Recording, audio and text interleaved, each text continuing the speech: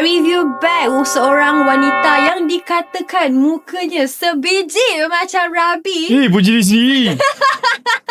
Saya tak cakap apa lagi. Kita tak tahu siapa. Okey. Mungkin lentek-pek.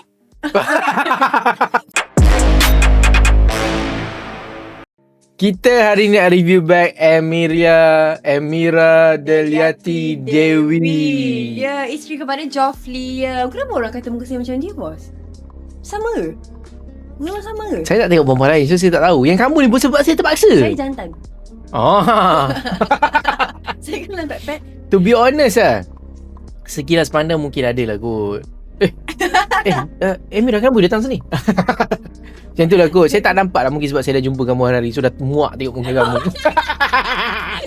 Cuba pas tengok bag Dewi. Kenapa kamu tunjuk gambar kamu? Jom, korang kalau nak shopping ataupun jual handbag dan juga Rolex, klik link dekat bio. Jangan lupa follow. Ini adalah Prada embroidered fabric bag. Pada cakap English tak? You diam. Okay, so basically macam saya dah kata, sekarang ni kita dah masuk ke zaman era banyak orang suka pakai tote bag. Perasan tak? Orang macam dah suka pergi ke arah macam yang senang, cepat. Macam tu lah lebih kurang. Cuba dulu tote bag kita dikenali dengan, kita dibesarkan dengan tote bag adalah tote bag yang besar. Bapak besar macam nak bag pergi pasar. Sekarang tote bag dah makin handsome, dah makin kecil. Pun ada saiz BB. Yep. Jangan panggil orang bibi lah tu. Laki orang ni. Kamu nak jadi apa ni? Sorry suami Rabi ni memang hantar dalam yang sikit. Sorry lah. Baru kenal Basically Prada ni dia adalah satu brand yang orang kata orang kaya saja pakai. Why? Sebab Prada ni dia memang terkenal dengan dia punya resale price yang okay. Prada sekarang dia start to popular, very very popular dengan satu material, nylon. Semua bag dia kebanyakan je nylon. And Prada ni adalah orang kaya saja beli, sebab macam saya kata resale price ni memang bunuh diri. So salah satunya adalah Prada Galera. Orang beli 26,000, orang-orang kaya beli 26,000, jual kat kita 2,000 je.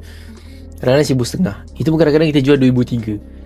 Okay. So harga bag ni berapa? Harga dia tak mahal sangat, dalam RM12,000 sahaja. Mahal gila. Iya, Prada memang mahal. Gila. Jawapannya saya cakap RM12,000 kalau korang spend.